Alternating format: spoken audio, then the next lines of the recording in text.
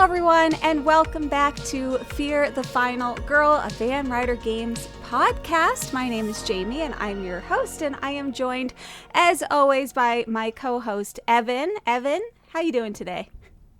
I'm doing spectacular. That's a good word. I'm happy to hear it.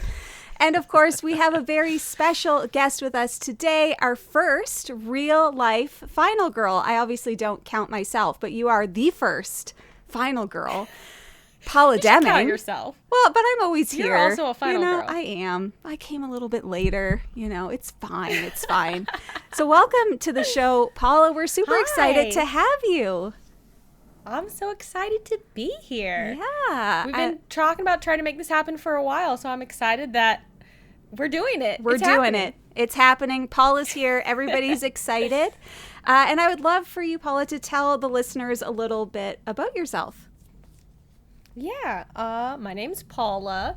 I make board games, sketch comedy, and other hopefully entertaining kinds of board game content. I podcast. I do some actual play TTRPG stuff. And I grew up in North Carolina. My favorite color is purple. And I'm an actor, which has transitioned into becoming, I guess, like a content creator. So, yeah. Yeah, and I'm My favorite color is also purple. So is mine. I was literally just going to say that. Were you going to say that? Yeah. Oh, it's the purple crew. It's great. Paula's actually wearing a purple shirt. So That's true. And she has purple lights in the background. And I got purple headphones and purple. It's everywhere. My chair is purple. You are authentically... That's is it? Yeah, but you just can't tell, but it's very purple. Okay. It's like a blueberry, but more purple. It's so purple, it's like a blueberry. Yeah, It's an ongoing joke in our office that whenever we have a new meeple color or player color or like a special card in Final Girl that needs its own colored card back, I literally just say, let's make it purple every single time. And our recent feature film that we're putting out, Bad Times at Buddyland, I literally just made everything purple in it. Yeah. And AJ got very... AJ was quite annoyed. I can't imagine AJ being salty about anything at all, actually. It's very vibey. So I like the purple for Bad Times and Buddylands. It just works. So I think that it's good that they let you do that. All right. Today's episode, well, it's all about Paula and her journey in gaming and content creation and, of course, into Final Girl. And this is, like I said, it's our first interview with a Final Girl. It's kind of like interview with a vampire, but vastly different.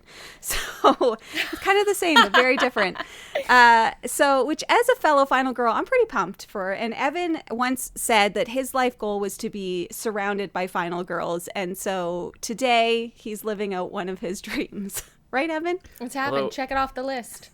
Although, honestly, I've reconsidered to be surrounded by Final Girls, I think is the version of being the red shirt in Star Trek. It goes down. It's like, wait a second. There's the captain and the first lieutenant and the science officer and someone me. we've never seen before. Yeah. I think I'm in trouble. So I suspect being surrounded by Final Girls, who by their very nature are the final ones, is actually probably not a good recipe for survival. Especially since we have a tendency to let victims go every now and then. Look, victims? It's not my fault they panic and run right into the arms of the killer, right? I said, no, don't go. And they're like, sorry, I have to. Like, bye. Like, they're dumb. But Evan, we would not let that happen to you, of course. Probably. No. You would be the special victim who we have to protect. Yeah, you're like the savior. Yeah. I'm like You'd be savior. The orange one. Yeah. I'm like the little jerky teenager. Perfect. Oh, boy. Yeah. So, this is the time on our show where we talk about what we've been reading, watching, playing, experiencing, dreaming about, whatever. So, Paula, what is on your pop culture list of awesomeness these days? I have been reading and I've been very excited about it because I love reading. I was like the kid who would go to the library and come out with a stack of like 7 books. I had a book I read at school, I had a book I read in the car, and I had a book I read like at night before I went to bed. So I was always reading like 3 books at once. And as I've gotten older, there's just been less time for reading. And so lately I've been like, I really want to go back to like making time to read. And so I've been doing it, and I've been very excited.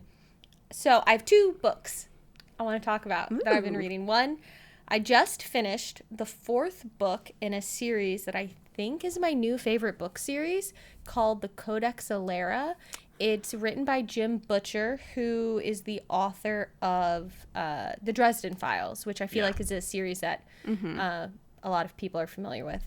And it's so good.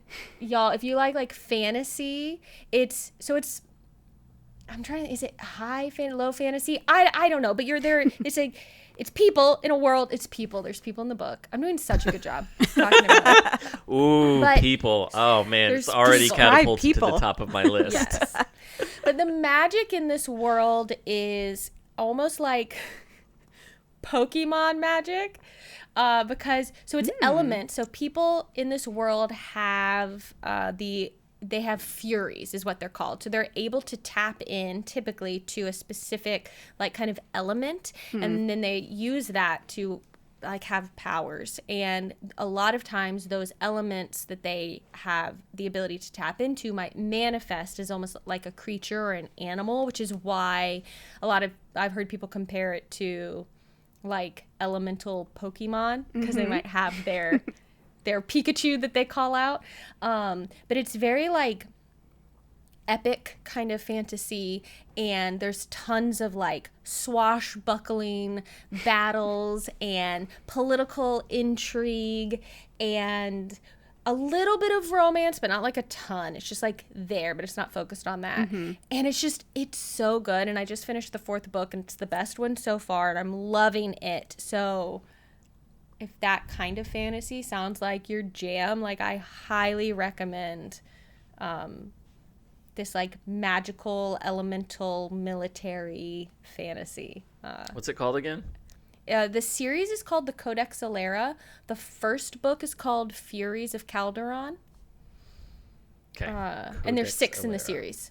And I've read 4. And they're great. They're so good.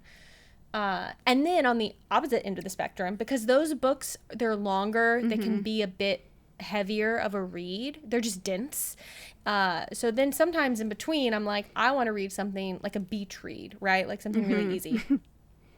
So I've also, right now I'm in the middle, I just started an actual romance novel called The Love Hypthesis, and it's STEM romance. So this is a category of romance that I didn't know about until like 2 days ago. Romance? Yeah. So it's a romance book, but the characters specifically are in STEM. Yeah. So they're like, so this one I'm reading right now is about like a theoretical physicist. Okay. And y'all, so far it's so good. I'm like 60 pages in, but it was like this morning I was getting ready and I was like, I'll just read while I get ready. And then I was like, I'll just read while I'm doing this. I'll just read. Oh no, we have to record a podcast, so very different books, and I'm enjoying both of them very much.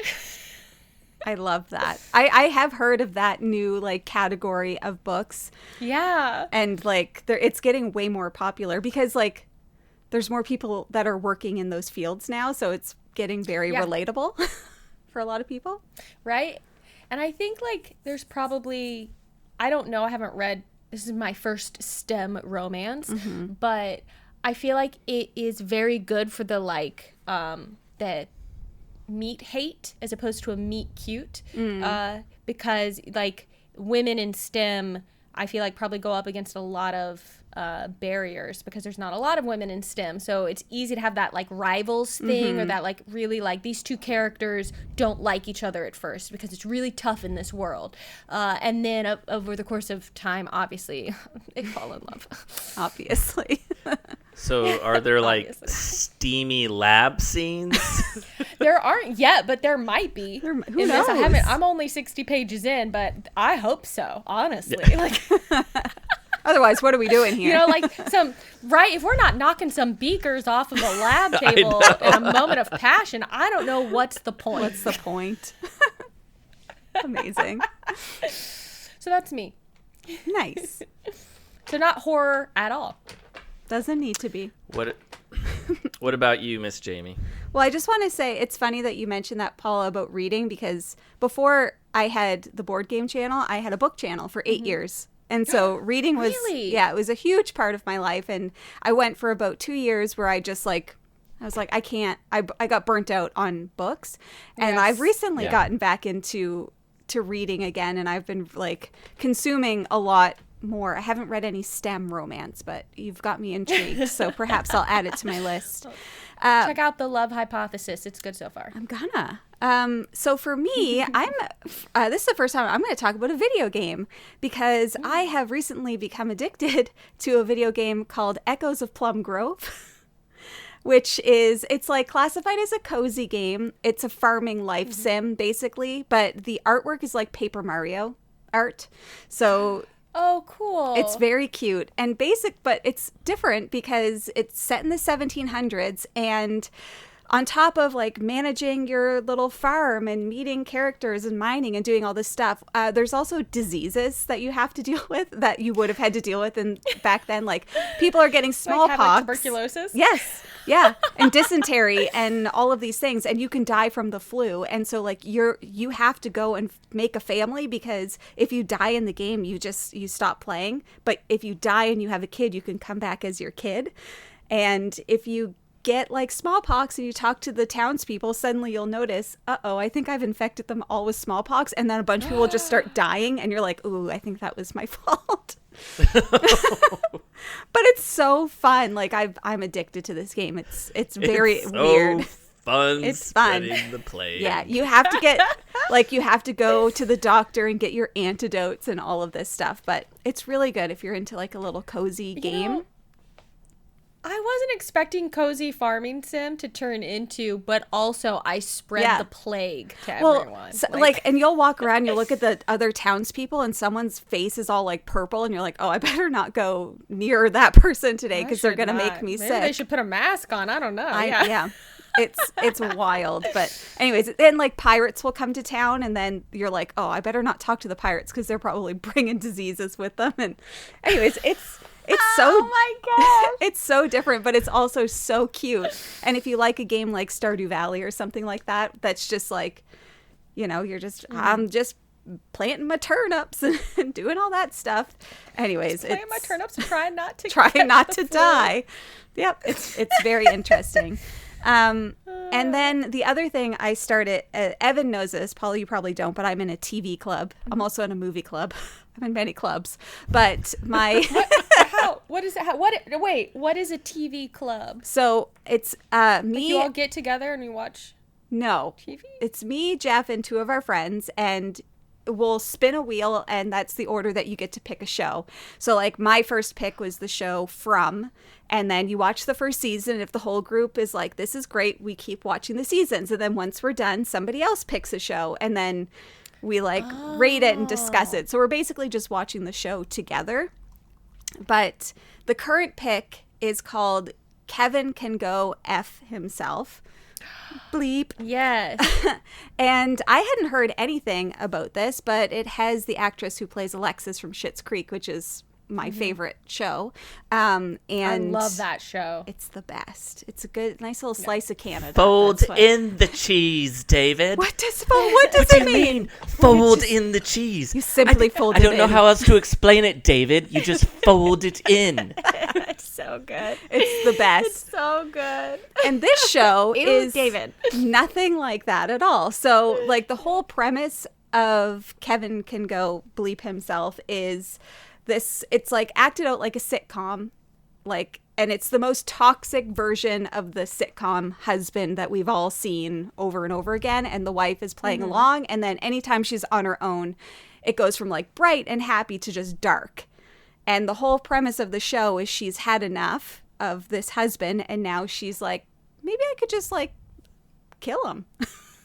And so it's like her whole thought process of the Evan, have you watched this or heard about this? No, I think you would really like it. I know about it. Yeah. It's very different.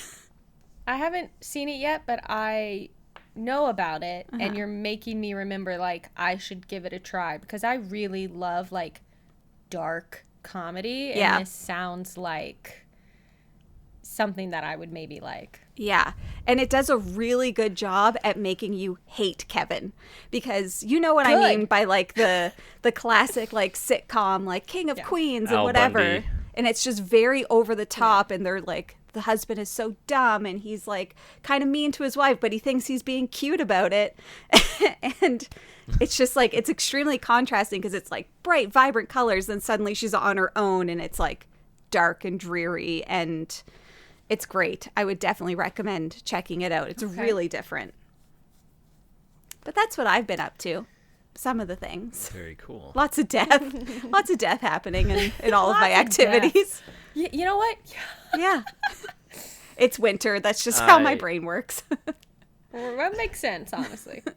It's winter and you live in the Great White North. You have no idea. There's so much snow here, and we're supposed to get another like 30 to 50 centimeters over the weekend. And I'm like, please make it stop. I hate it. Yeah. I visited some of my friends north of Toronto, and it was snowing. There was lots of snow, and I was like, so when does the snow stop? And they were like, in the about summertime. 3 months. Yeah. They're just casually like, oh, it'll only snow for about 3 more months. And I was like, oh, so it's like this, just like this for quite a while. This is what it is. It's what it does. I just, as a Southern California living person for the last 15 years or something, like, I can't even, it's been raining for like 3 straight days here, and I'm like, I'm done with 3 days of rain. Yeah. My sister is in Connecticut, and they've been getting a ton of snow. She keeps texting snow again, and I was like, are you tired of it yet? Because honestly, I'm tired of seeing the pictures of it, and I'm not even tired in of it.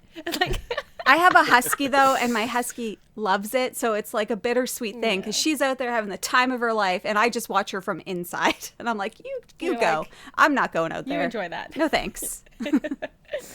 Evan, what have you been up to lately? So recently I saw Companion, and that is the new movie from the director, writer of Barbarian, which is great movie. Probably my favorite horror movie of the last 15 years. Oh. Okay. So I didn't know anything about, I like stayed away from all the marketing. I didn't know anything about Companion and went into it. It has a couple of twists and surprises, and it's entertaining, and it has dark humor like Barbarian did. It's not quite the same kind of impact. I think my expectations were super high, so when I left I was just like, it was fine. Yeah.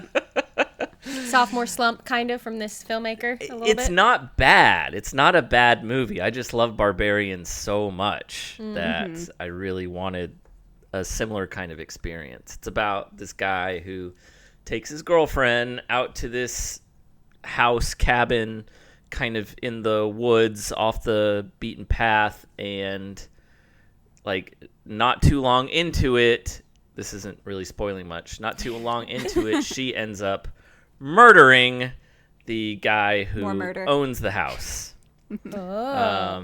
And then you find out why she murdered. Like it goes from there, and it turns. It's quite surprising. There's a lot of surprising moments to it. So it's not bad by any means, and it's got the actor who plays Huey in The Boys, Jack something. He's kind of got that like kind of little geeky every boy. So Jack Quaid? Jack Quaid, yeah. So he's in it. I knew something. He's great in it. So And I'm also watching Severance, which is amazing. So it's season 2, and I am so impressed with how they keep that show fresh. I can't. They've signed the writers up for season 3, and they're working on season 3 right now. I can't imagine it lasts longer than 3 seasons. It's just too high concept, and it's every single episode has some kind of crazy twist at the end.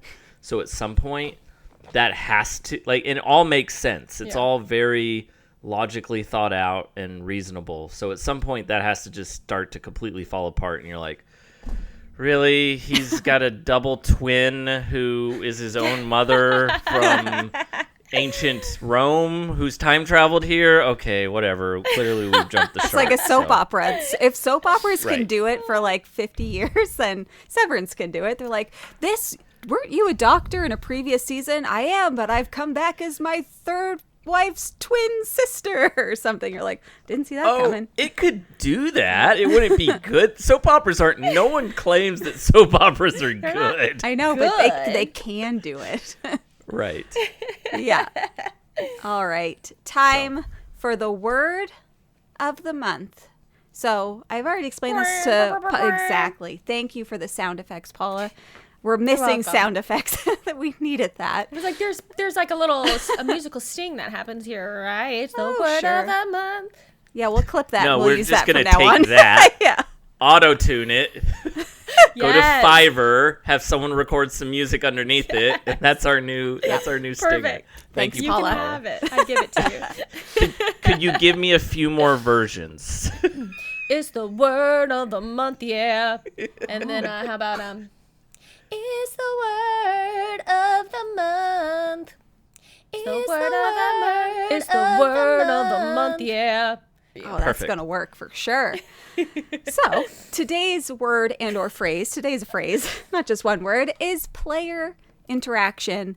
And in board games, that is essentially the degree and frequency that players can affect each other during a game. So games with little to no direct player interaction, sometimes we refer to those as multiplayer solitaire games. And then games with high player interaction can often be referred to as mean. So you're fighting, you're messing with people's stuff, you're doing all that good stuff. So I'm curious, Paula and Evan, do you enjoy games? Do you prefer high player interaction or low player interaction in your games? Because I feel like people often have a pretty strong preference one way or the other. I think there's a time and a place for both. Mm-hmm. I think I favor games that have at least some interaction. But I also don't mind a little multiplayer solitaire. Sometimes it's fun to just, like, honestly, when I play cartographers, I kind of am like, maybe we take the monsters out. Right. I kind of don't want anyone else messing with my board, and I don't want to mess with anyone else's board. I don't want to ruin what they're working toward, but wouldn't it be great if we could just see who made all the best choices along the way without having to deal with someone else sabotaging what you're doing? Mm-hmm. So, yeah, I like games where you interact with people, but sometimes, like, you don't want your stuff messed with. Yeah. Like, if it's interaction where someone might block my spot in a worker placement game or something like that, then that's better, I think, than interaction where it's literally like, I destroy the thing you're working on. Yeah. That makes sense. I generally favor high interaction games more so than, mainly because you can divide them into like Ameritrash and Euro games, and I tend to like more highly thematic, high player interaction games.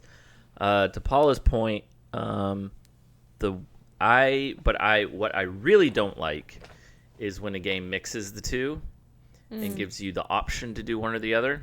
I don't mind games with low player interaction as long as, like Paula said, you can't mess with your stuff. It's more like, what is the fun of the game? The fun of the game is building this thing, and when someone can just reach over and like flick it over or knock it down or take your stuff, it can be very frustrating. I think that is a poor way to introduce player interaction into that kind of game. However, if from the get-go, like in what's the game where you're on the lifeboats, where you're all in a lifeboat and literally you're just voting to throw it, like the boat is sinking. No. Survive is similar, but there is another game which is more specific. Survive is you're on the island, it's blowing up, and you try to get on the boats. And there is a lot of like, oh, I took the boat, and now you're going to die. Lifeboats is you're all on a lifeboat, and it's sinking, and you have to throw a certain number of people overboard in order to not sink. Right. And so you make deals and stuff. And so from the beginning, it is a mean game, but that's baked into... Like, when you sit down to play it, it's very clear that that's what you're going to be doing. It's not like you're playing Agricola, and then, which Agricola doesn't do this, but if you were playing Agricola and you're building your little farm and stuff, and someone just, like, plays the, I light all of your grain on fire card. And you're like, what the hell? I spent, like, 4 turns building that engine, and you burned it to the ground. Yes, so, I fully agree with you on this, So my worst gaming experiences, one was Clash of Cultures, because Clash of Cultures is a big 4X kind of like you're building your little empire, and there's tiles, and you're exploring, and you're upgrading your stuff, and you can upgrade your military or whatever. But the game gives you the option to just turtle, and like you can have like a cultural victory where you just build you don't fight or do anything. Or you can literally just walk over to the other guy and burn all of his stuff down. But you don't have to. Like everybody could just have their own little peaceful kingdoms. And so when players have the option to burn or not to burn your stuff, and they choose to burn it feels extra mean. It feels worse. Yeah, I agree with you, man. I play a lot of games with Matthew Jude. He co-hosts podcasts with me. We stream games together. We make a lot of content together, and we kind of have a deal where if it's a game that is mean, and it's one like Targi can be like pretty mean, and going in, it's gonna be mean. And it's like, we don't take it personally. That's built into the game. You have to do that.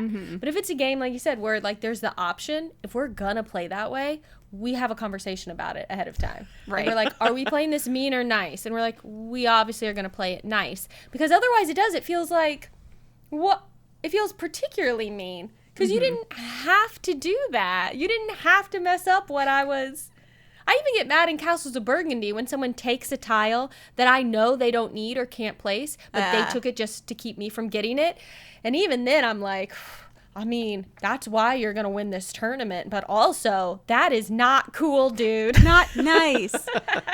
I feel like not nice. I'm the opposite, because Jeff and I really enjoy being mean to each other when we play games.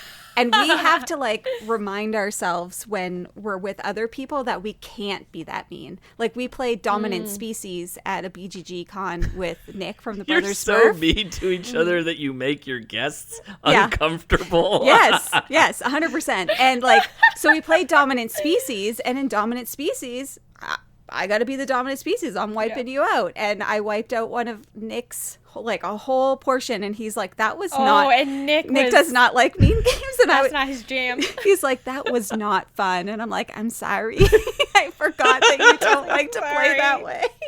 But like, I have to, it's almost like you said, you have to have the conversation at the table. This game can be mean.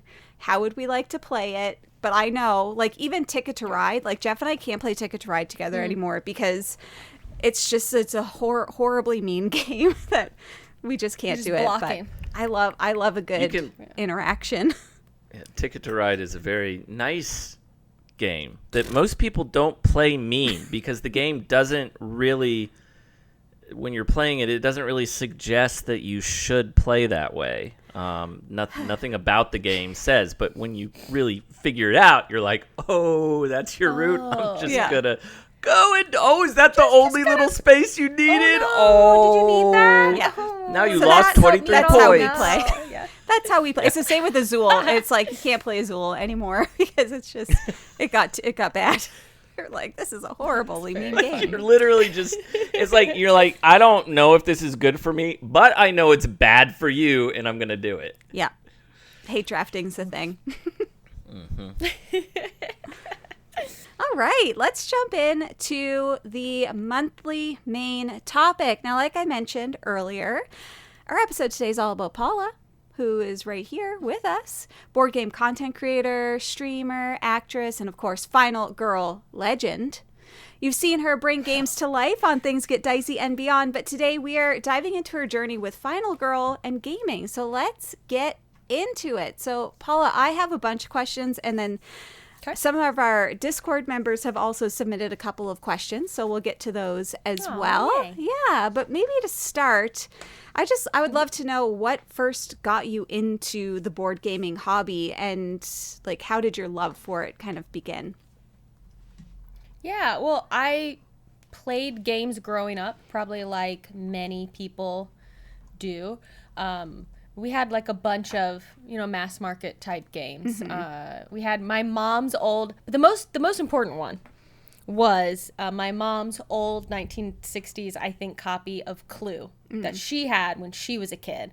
Nice. That then she still had, and we played it all the time. And that was like my first introduction to the idea of like acting out a game. I wish I discovered like Dungeons and Dragons when I was 12. I didn't come to it until like 20 years later. But I was like, man, this would have been great for me.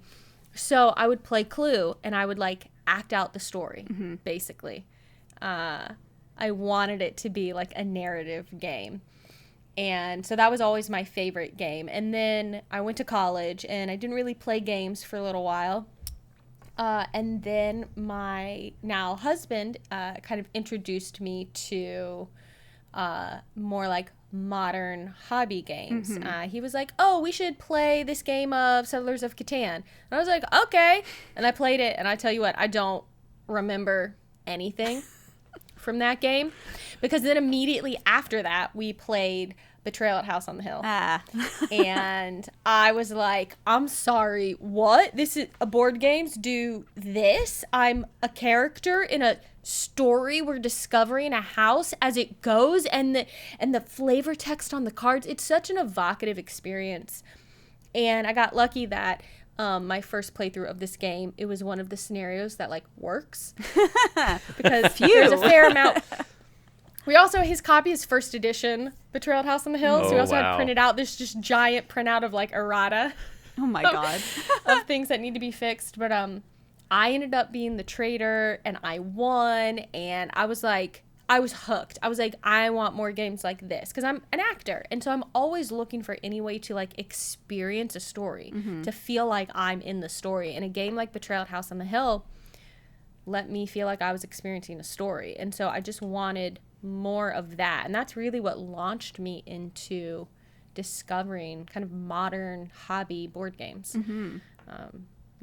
That's nice. Yeah, I actually think, I feel like I remember you saying that before about Betrayal, because I still haven't played Betrayal like House on the Hill. I've played Betrayal at Baldur's Gate. That's the only Betrayal game that I've ever played. But I feel like, I don't know if it's too late now for me to go back and try. No. It's not. It still provides a unique experience, especially when it goes off the. You just have to anticipate that it could roll be with it, completely broken. Yes. And all of a sudden, the traitor is instantly superpowered and is somehow flying around the house, and like just like there's no chance for you to win. Right. Part of the problem is that when you it requires everybody to really be able to absorb the new rules consistently.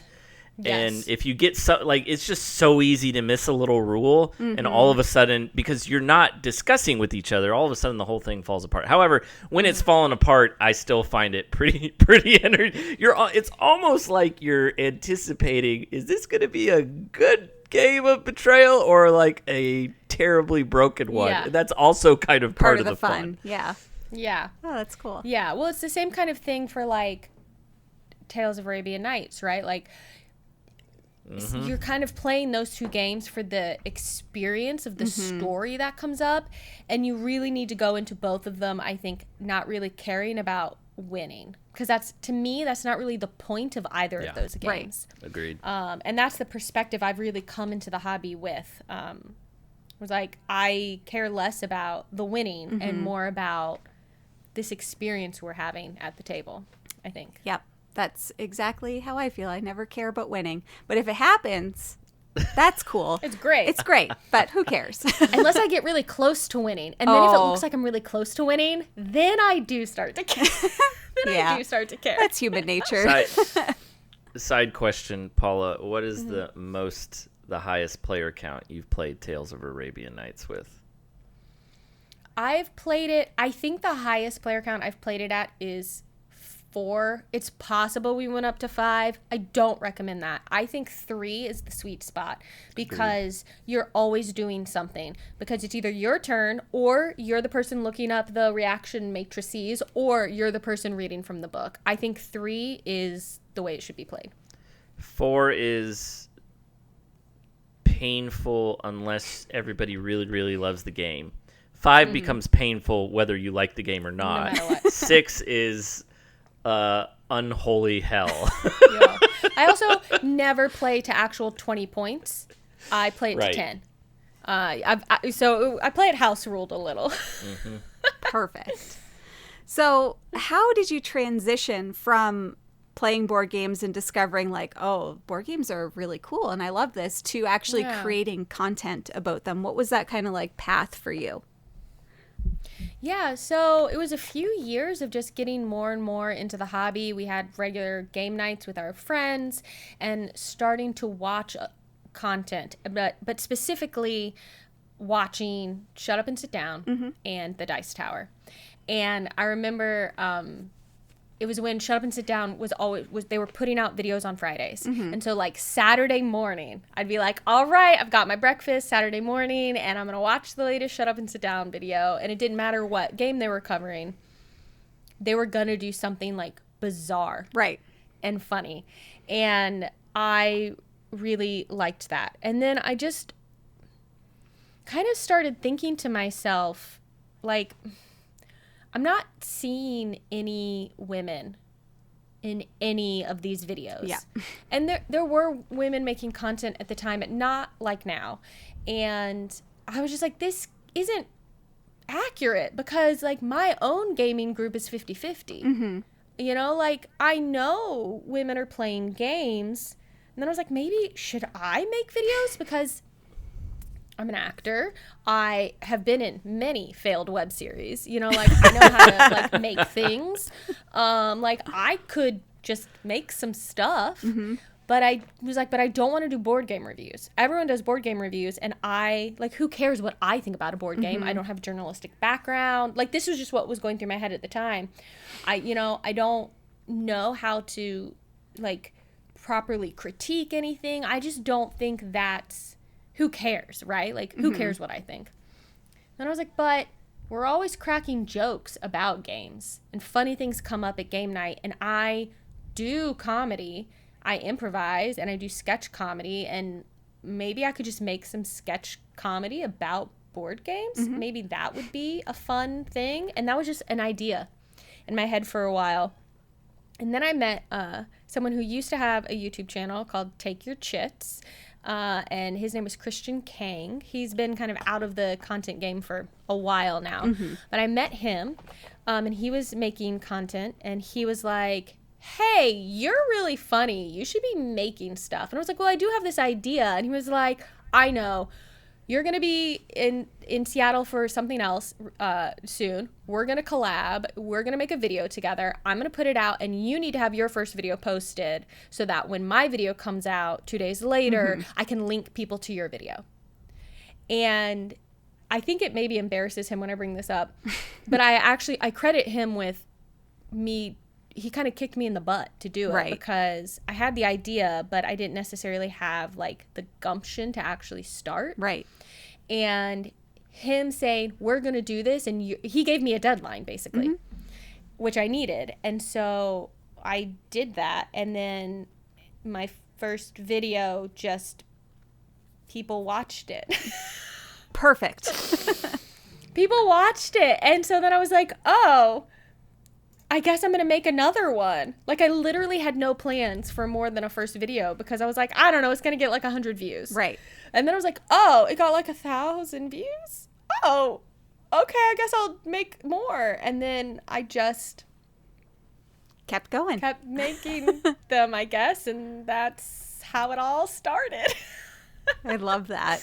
I mean, sometimes you do need a little push to do the thing, you know? Yeah. Yeah. That's great. I know a lot of people are obviously very curious about you and Final Girl because it's become a pretty big part of, you know, your streaming in particular. Yeah. So do you remember the first time that you played Final Girl? What was that experience like and what kind of drew you to it? Yeah, well, I think my first time really getting into Final Girl was we were starting a new series on Watch It Played. I had said to Rodney, hey, you want more playthrough content on the channel? Could be fun. I could do some solo gaming. And we were looking at what are some fun solo games to play. Mm-hmm. And Final Girl was like, oh, this is a no-brainer. And that's really what I think truly introduced me to the game. Mm-hmm. And being like prepping for that video and then being like, wow, this is really great. Like, this is really hard, but this is really great. And it was kind of like through that we were like, what if we had like a promo card and that kind of can help like support the video and that could be a fun thing. And Ronnie's like, we've got promos. So Watch It Play does like promo stuff. And I was like, I've never had a promo of myself for anything. Like, what? Oh, okay. And then it was like, yeah, I don't know. It's kind of all snowballed from there, I guess. Yeah. It's actually kind of funny because I also found out about Final Girl from Rodney. And my experience was like at PAX, and Evan already knows this, but I went to PAX and I went to the Van Ryder Games booth and I saw all of the Final Girl. And I was like, Rodney, should I get one or all of them? He's like, is there a deal? And I was like, yeah. He's like, get all of them. And I was like, okay. So Rodney's been the gateway into Final Girl for many people, apparently. That Rodney Smith. Rodney. Very interesting. I'll have to give him his kickback later for you should. Introducing the drug to others. Drug. Thanks, Rodney. That's right. And so you have your promo card, and recently in the last Kickstarter, well, you got turned into a miniature, and then you got to choose a weapon, and you got to do all those fun things. So I can't tell you what a dream come true that whole experience has been. Legitimate. Like, yeah, it's a dream. Well, like oh, that's great. It's great. Like, I'm curious because, like, obviously, specifically for the miniature, and you get to pick your weapon. Like, what was that thought process? Like, what weapon did you choose? Why that weapon? Like, what were you like? Oh yeah, this is the Paula Deming special. This is going to be my thing. Paula has probably the most unique and also impractical weapon in the entire game. Oh, yeah. Well, I think it all sprung from the original promo card. Mm-hmm. So when I saw the original promo card, I was just like, it was so cool because it really took my kind of brand of things get dicey and it used it like in the card. Like my ability, which people actually able to unlock their special powers? Because I am so bad at saving victims. I never get to use any of these things, but we'll talk about that later. It was like things are getting dicey. You get to roll whenever you'd roll just one die, you get to roll an additional die. Or and I was like, this is one, so perfectly on brand. Whoever came up with this, and two would be so useful for me and my terrible dice luck. And so when we started talking about a mini and having a weapon, I was like, well, I think like there's the item in the game that's the like dice, the fuzzy dice, right? Fuzzy dice, lucky dice. Lucky dice, yeah. Yeah. And I was like, well, there's a whole thing already about dice, and what if it's like that. I don't remember exactly our conversation about it, but like we basically landed on the idea of like, what if it was those, but like spiky, and I'm like swinging them around or something that feels thematically appropriate. Right. And so that kind of, it just felt right. I don't know. That's amazing. It's very on brand because, I mean, your dice rolls have become a thing. It's a thing, Paula. Everybody knows about it. And I'm cursed. I think I have always been this way. It's interesting because I have been coined the 2-star queen because of my dice rolls. So it's like the opposite. Must be nice, Jamie. Must be nice. But like, is that every game? It's not just Final Girl. You just have unlucky dice rolls? I am cursed. It was before I was ever making content in our gaming group. We'd be playing like Descent or something, you know, where it's like someone needs to make the roll to do this check, right? Or Eldritch Horror, and it's like, oh, my character needs to make this roll to do this check, and if I fail it, we lose the game. And my friends would be like, should someone other than Paula roll for her? That's wild. Because and it's not just I roll low. I will roll the opposite of what is needed. Because people are like, well, just play a game where ones are good. And I'm like, no, you don't understand how a curse works.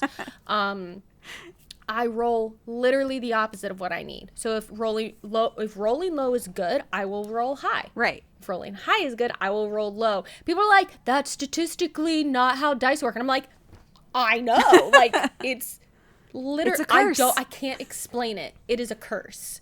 I'm just an unlucky person. I don't know. It's funny. I guess you could have a worse curse, but as a board gamer, maybe not. Yeah, I guess it could be worse. Yeah. But man, sometimes it's just like, there was one roll on a stream where I was like rolling like 4 dice, and I swear I rolled like 3 1s and a 2. And I was like, is everyone seeing this right now? What has happened? Crazy. Well, speaking of that, do you have a favorite feature film? I mean, there's so many to choose from. I don't know. You probably haven't played all of Series 3 yet, but like from all of the ones that you've played, which one is your favorite and what makes it your favorite? Oh, people ask me this a lot. Actually, I get asked it a lot. Like, oh, what would you recommend? Which one should you start with? In general, I say pick a theme that you like and do that one. Get Camp Happy Trails because you'll learn the game. That's like your base experience. And then pick another feature film that has a theme you just like. But I have a really hard time. Goodbye, cat. Choosing. He just thunked onto the ground. Because there are a lot of them I really like. The one I think I often think of is, I always call them by I never can call anything in board gaming by its real name. We'll know what you're talking about, I'm sure. Yeah. It's the alien one. Oh, the Evomorph. I really like that one quite a bit. I actually also really like Dr. Fright a lot. The thing I particularly like about Dr. Fright is the little mini game. Yeah, the boiler room where you're revealing like the cards. Like I think that's really fun. I was just like, this is so cool. But I also really like the one where they're in the hospital, and I really like the one that's like the thing. I have a hard time choosing. Clearly. Okay, yeah, so there's different question then. Is there a set that you find like the hardest? Is there one that you? Yeah, this one's easy. Yeah, is there one that you're like, I can't win? Which one is it? Yeah, this one's much easier to answer for me. It's Inkanyamba in the Sacred Groves. Yeet that out into it's impossible. into the void. I beat Inkanyamba recently, and I was like, I may never play him again. I've done. I have succeeded. Seal it, put it in a box, lock it up. You've done it. Those wrath cards, especially playing him. I was reading on the internet about this actually, and people were like, just don't play him in his location. Just split them up.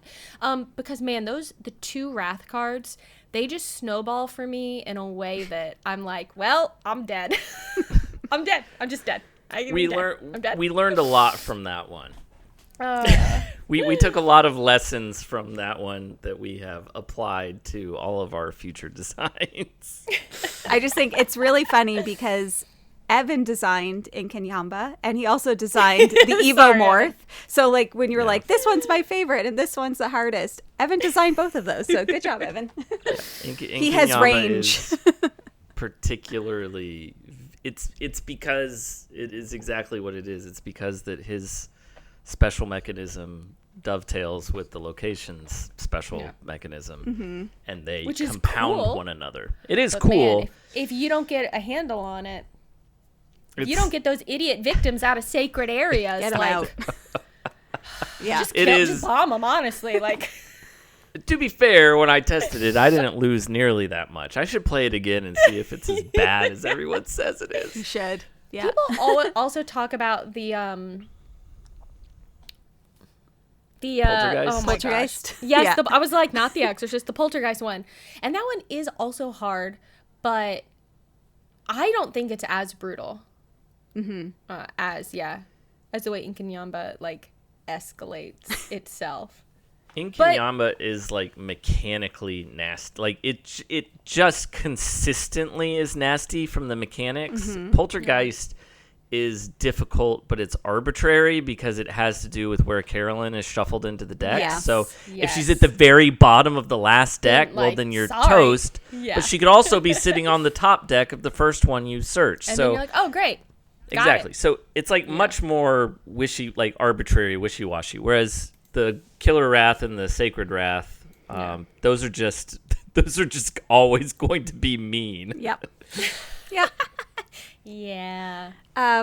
So I guess speaking of that, do you have like a go-to strategy when you play, like, or do you change it up depending on the feature film? Because I have a very like methodic strategy that I use in almost every game that apparently anybody that watches is like, why do you do it this way? I'm like, I don't know, because I win sometimes. That's why I do it this way. So do you win sometimes? That's better than me. Yeah. Well, you could take my strategy. It's not very good. So here's the thing is I always start off thinking, this is the game. I'm going to focus on getting items and saving victims. This is the game. And then something like you could go back and watch like the first turn of almost any time I stream Final Girl. I talk about it and I'm like, okay, I'm going to do this. I'm going to do this. I'm going to go here. I'm going to get these victims. They're going to go to the exit. And then I'm going to go to this location. I'm going to get this thing. And then something happens in the first turn and I go, or should I? Or I'm like, oops, I failed my walk. And then my plan changes. I will have a plan and then I never stick to it. I think hand management is really important. Something I've learned as I've played this game more and more is how important your hand management is. And I think something I should do more that I see people doing that seems to work for them is your first turn, maybe don't do so many things. Yeah. I tend to be like, it's my first turn. I'm going to try and lower the horror. I'm going to do this. I'm going to focus. I'm going to walk. And then I'm like, cool, I have 2 cards left and that's it. And people are like, maybe do less on your first turn, build up your hand of cards, use the time you didn't spend to get better cards, and then go do things. I don't know. I want to save more victims. I want to get more items. I just am bad at the game. I think I'm bad at it. Oh, no. I think it's not that you're bad at it. Still it's enjoy just playing the roles. it. Yeah. Oh, yes. Yeah, I do. I mean, yeah. I was just going to say, like, items are a big thing for me as well, because I'm always like, cool, a disemboweler. I want that. And then I get distracted by something completely different. And I feel like there's so much opportunity within the items of the game that can get missed if you don't focus on them. But I struggle to get the items. But if the blender's in the game, I'm not getting the blender, because that is fun. Also, I'll tell everyone right now that the like special items for this Final Girl's Eyes Only, which you can only open once you've won. No, we're shoveling that thing right from the start. I'm never gonna.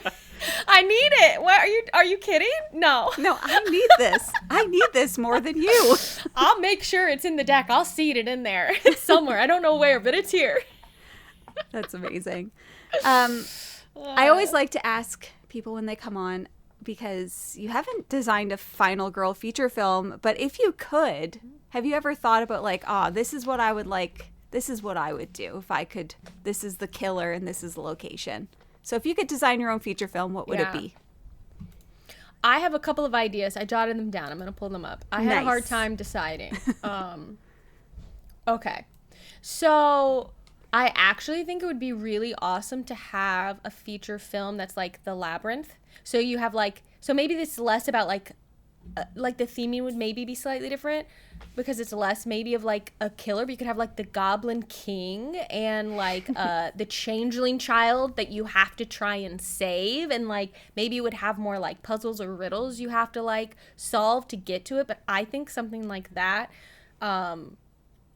would be really cool. The Labyrinth, or like an Are You Afraid of the Dark kind of style.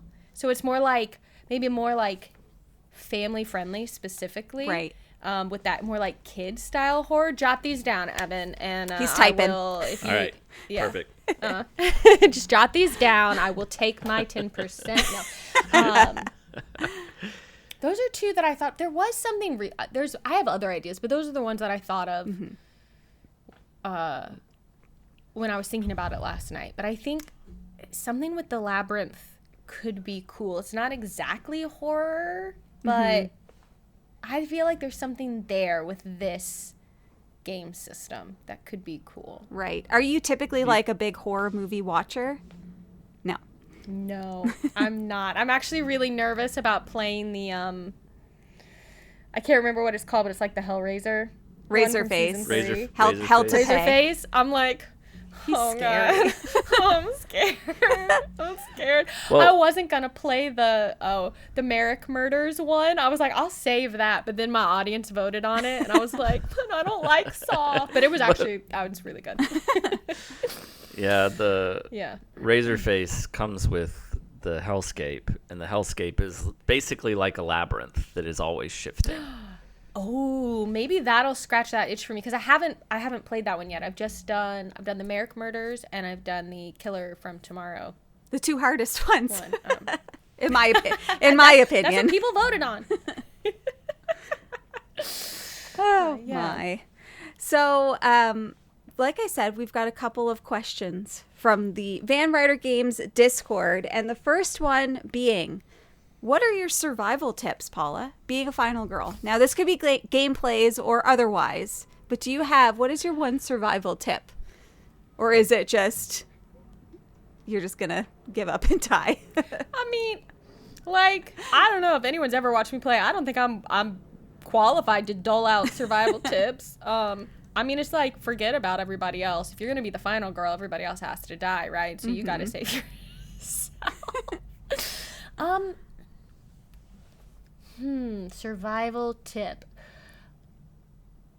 I think in real life, I would say, if I was in a horror movie, it's knowing when to stay hidden and when, because you can't hide forever. At some point, to survive, you got to get out of there. So when's the time to like stay hidden? Maybe don't go for the killer. Maybe try and save some victims. Build up your stuff, and then strike. I think that could apply both in the game and in real life. Yeah. Know when to hide. Know when to hold them. Know when to fold them. You know what I mean? I coined that. That's good life advice. That's right. That's good life advice. From Paula. TM, no one has ever said that before. Yeah, it's revolutionary, honestly. Yeah. The next question is, if you had a choice to return to the franchise of Final Girl, would you like to return as a Final Girl, a killer, or something else? I think, you know what? If we're like, hey, you've already been a Final Girl, do you want to be the model for the killer in a new feature film? Heck yes. A killer. Yes. Things get really dicey. Yeah. Yes. Love it. Yeah, Evil Paula. That would be... Evil Paula. Yeah, it's like Paula's evil twin, like in a soap opera. Yes. Yes, exactly. You thought she died going over that waterfall, but the body was never found. It was never found. The next one, you're going to know who it's from, I'm sure. But Paula, why do you blame AJ for everything bad that happens to you when playing Final Girl, when everyone else just blames the dice? Look, I'd also blame the dice. Here's the thing, is when those moments happen where I'm blaming AJ, it's typically while I'm playing one that AJ designed. Mm-hmm. So it is his fault. Because he designed it that way. Right. And it is actively hurting me in those moments. So my question would be, why does AJ not take responsibility for the damage he's done to me emotionally in those particular games? I will take that question back to AJ and I'll let you know what he says. Why am I not? Yeah.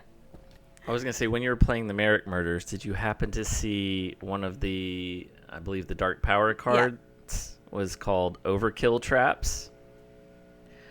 Oh, I can't remember now which one. You should go and look at that card. I think you will be pleasantly surprised. You will be quite pleased with it. Okay. With the art that's depicted on the card. There is a guillotine, and there's a certain someone in the guillotine getting ready to have their head chopped off. Revenge! So the next question is, pick one game to adapt into a movie. And why would you pick that game? One game to adapt into a movie. It's like the reverse of a feature film. Oh boy. Oh gosh. I'm just looking to see like what's around me. There's barely any board games to choose from, you know? It's not like there's tens and tens of thousands. Any to choose from. You know what? I mean, this might be a cheat answer, and maybe it's like I'm sucking up because it's a Van Ryder game. But like Detective City of Angels, like obviously it's based off of movies, but like that comes to mind immediately, right? As like something that would be a great movie. But maybe that's a cheat because it's kind of like that's a very circular relationship I feel like we're having there. No, Damien Christmas would be a great bad guy.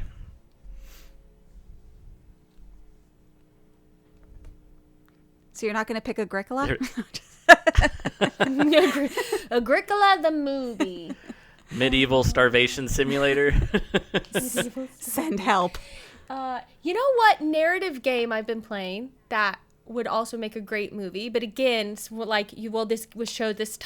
theme was chosen for a narrative game because it's great. There's already movie versions probably of it, but I've been really enjoying War Story Occupied France from Osprey Games. Yeah. And like that of this narrative happening in that game specifically, I think would be a killer movie. Dark. Would be very dark. Yeah. I recommend if you are into narrative games and you haven't tried it, I recommend it. It's very good. I've heard lots about that. I've wanted to get it, and I love David Thompson's other stuff, so it's great. Seems truly like a no-brainer. I highly, highly recommend it. Yeah.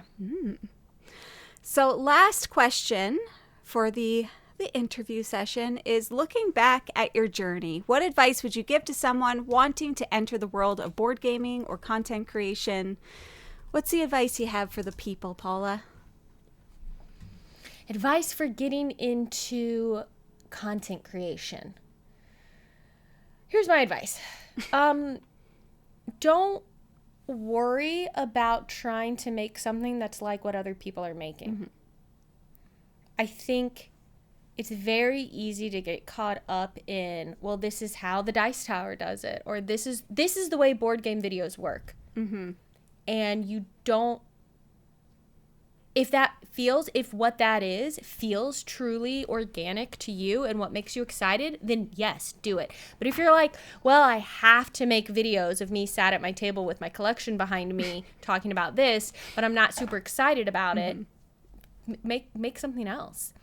Because if you're not super excited about that style of content, it won't stand out in the slew of other people already doing that. So think about like, what is unique to you? What do you wish you could see in content creation that you aren't seeing? What would you watch that no one's making? And you should make that, because then you'll stand out. And I think as long as you're making something that you would watch, you're winning, because I think that you will find there is an audience for that. And even if the audience isn't as big as you want it to be, at least you're making something that you get a lot of joy out of making. Mm-hmm. So that's my advice for starting, is like, trust yourself and what's unique about you. Great advice. When you first started the sentence, you were like, don't. And I was like, don't do it. My advice for content creation, don't do it. Honestly, don't read the comments is another. Yeah. Just don't. Oh my God. It's just not don't. worth it. Just delete. Hide them. Hide.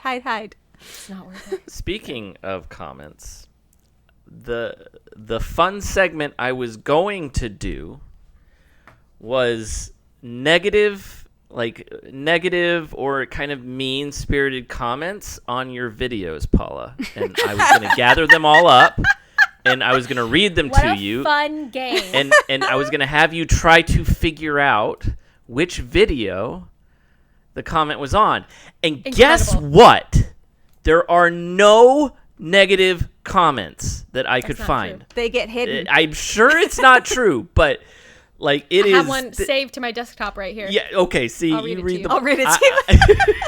So Paula's like, now I will read my own negative comments because I saved this. When someone says women aren't funny, show them this so they are certain in their judgment. Oh gosh. So Paula, screen cap. Christopher Knowles, Knowles, thinks women aren't funny. Yeah, that's a pretty good one. I was looking for comments like that, and I couldn't find any of them. They're just, your videos are chock full of, you're the best, and how have I never found your channel before, and this is the only channel that I start laughing before I've even watched the video and stuff like that. So your fan base loves you quite a bit. They are nice. I need to remember that, like, the one nasty comment, it's so easy to let that erase, like, all the people who enjoy what you're doing, right? It's so easy. And, I need to remember that 2 people who are idiots, like, objectively idiotic, shouldn't affect me. Yeah, it's hard. Tried to find negative comments. I spent 30 minutes just reading through your YouTube comments and could find nothing. That's amazing. I was like, this video has like 150K views. There's got to be one negative comment on this. Nope, there's not. Sometimes you just gotta hide, delete, and block the negative comments. You know what? And take screenshots, because I also take screenshots and save the really bad ones. Just for motivation. Funny. Someone recently also, here's the other one I remember. I didn't screenshot this one. But I put out a video somewhat recently, and someone said, wow, she's really aging like milk. Oh my God. Oh my God. I was like, you're right. I'm quite sour. I've gone so sour. I was just like, that's incredible. Yeah. Thank you, Internet. Thanks, Internet. Always a pleasure. I was once, one comment once I got was that the graphic design or the art direction, of which I am personally responsible for in our games, looked like it was done by high schoolers who were just trying really hard. Oh my God. I was like, You're like, You're like, wow. Okay. Woof. Thanks. like not even high schoolers who were doing a decent job. It's just like they were trying really. Bless their hearts. Aw, they bless sure your did heart. try. Oh boy, I can't wait for them to check out Splotter Games then. No kidding. No, I think the art is, that person's wrong. I mean, I think you know this, but that person is wrong. Like, Yeah. what? No. It's all in the eye of the beholder, but that did seem to be particularly harsh. Yeah, they're just having a real bad day. They just drew a picture at home and it was bad and they're taking it out on you. It's fine. Yeah. Well, that, my friends, is today's episode. And Paula, thank you so much for joining us today. Please tell the listeners. Thank you for having me. Tell the listeners, where can they find you and what do you got going on? Yeah, all kinds of places. But if you type in Paula Deming into YouTube, you'll get my channel. If you want to find my sketch videos specifically, Things Get Dicey is the name of the series, but it's on the YouTube channel, Paula Deming. And if you would like to see the live streamed games of Final Girl. Those happen on YouTube and Twitch. And if you enjoy Twitch, I'm at twitch.tv/Paula Deming. You can find me on Watch It Played. You can find me on the channel Game Night Picks. You can listen to my podcast I'm part of, This Game is Broken. And if you like TTRPGs, I sometimes play Pathfinder and Call of Cthulhu in a variety of places. So just stick my name in the internet. I'm sure something will come up. Something's got to pop up for sure. Something will pop up. It might not be nice, but something will happen. That was a very well rehearsed spiel. I feel like you have to say that a lot. I mean, it was just like boom, boom, boom, boom, boom. I do things, and here they are. One more thing that I always forget to talk about when I'm talking about board game stuff, because it's not board game related. But if you're a fan of like Doctor Who or Star Trek or those kinds of things, I have another channel on YouTube that's a reaction channel. Me and my friend Kat watch and react to sci-fi shows and other things. It's pretty fun. It's called Gallifrey Gals. So if that's something you like, if you like reaction content, go check that out. Cool. And now I'm Very done. cool. That's awesome. Thank you so much, Paula. And thank you to all of the listeners for joining us today. We'll be back again next month with another episode. And as always, I do like to mention the Van Ryder Games Discord. If you're not in there, you can definitely join. The link is always in the description. And we'd love to have you there because people are in there having a great time all the time. And that's my spiel. We'll see you next month. Bye. Bye everyone.